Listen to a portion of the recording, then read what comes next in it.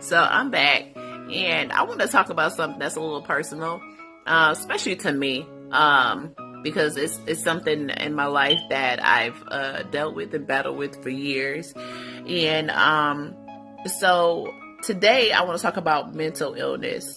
I know it can be a touchy subject, especially in society, especially I know in the Black community, people tend to take mental illness on a whole nother level and say that people who suffer or deal with a little trauma is crazy and these things like that, and that is farther from the truth.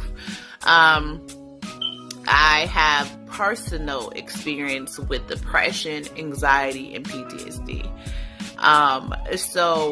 As a kid, we didn't talk about things like that. We didn't talk about any issues that I was experiencing. I never knew what depression was. I knew that I was sad all the time. I knew that I had an attitude all the time and things. I was scared of certain issues or certain situations for no apparent reason, and I just didn't never know. It wasn't until I became an adult that I learned what depression was. And I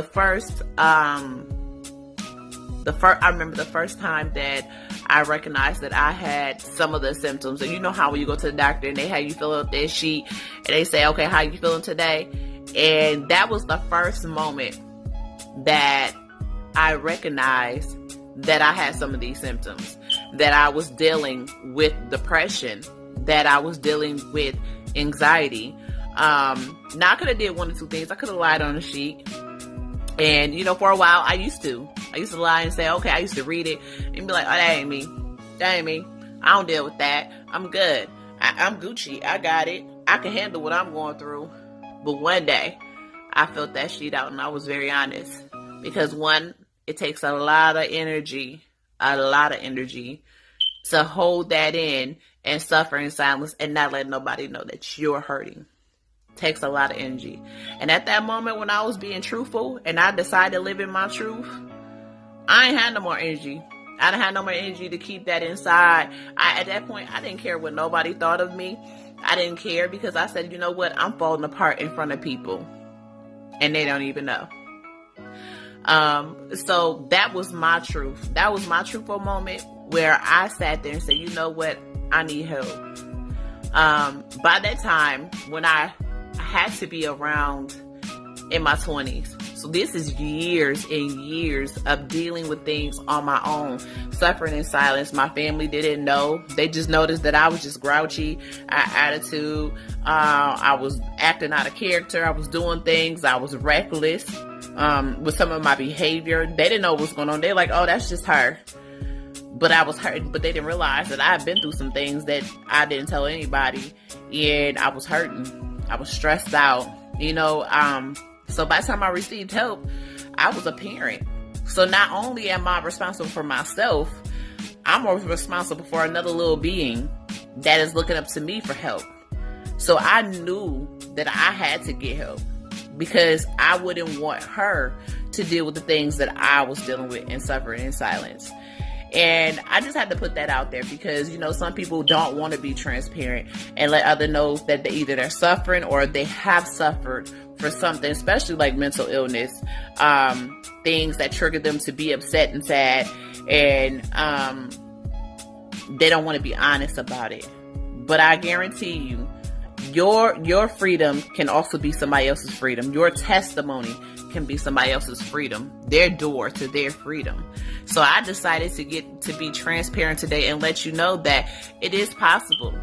Yes, it takes time to be able to go through all the garbage that you have stuffed down in your emotions and pull those things out. It does take time, and sometimes it's painful to go through those things and talk about it. But that's how healing starts. It starts by talking about it, by realizing that this has happened to me, or this has happened around me. This has happened. But you are not the victim. You are just someone who has recognized that a part of them is not as healthy as it can be.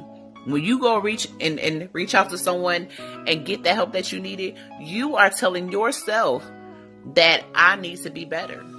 And there is nothing wrong with that. Don't ever be shamefaced. Don't ever be worried or fearful of how other people see you, because ultimately you have to live with yourself. If you know someone who's dealing with depression or any type of mental illness and they're not seeking treatment, or they're not taking their medication or those things like that, you be that advocate for them. Some people don't know they need an advocate. Some people don't have that voice that is strong enough. You know, a lot of times we all go through things that either snuffs out our voice or makes us fearful or timid to be able to speak up for ourselves. So if you are that friend that you know someone who is suffering, then you be their advocate. You speak up for them. You let them know, you know what, I love you. I'm gonna be there for you, support you, and we're gonna get you some help. That's what best friends do. That's what my best friend did for me. And I love her to death for it. So I encourage you on today to check on your peoples, check on your friends, check on your family members, especially those ones that you ain't seen in a minute, who ain't been outside, who ain't eating properly, those people who ain't they bouncy, bubbly self. Check on those people. Especially around this season. It's the winter season. Especially around this season, a lot of people deal with seasonal depression. You know, and so I encourage you to be that door for someone today. Be that door of freedom. And if it's you and your child, reach out to your counselor. And if you can't reach out to your counselor, reach out to a friend. Reach out to someone. Even if you're scared to talk about it, send a note to somebody. Trust me, there is different ways to reach out for help. Reach out, go to your community center. Let somebody know that you're suffering. I'm praying for each and every person who's watched this video that this encourages you to be able to be that voice for somebody else, to find your own voice for your mental health. Just be that person. I hope that this video has blessed you. It has encouraged you. Please feel free to share. If you don't know anybody who's dealing with it, I guarantee you somebody else around you is dealing with it or know somebody. I love you. Y'all be blessed. Stay blessed. Until next time.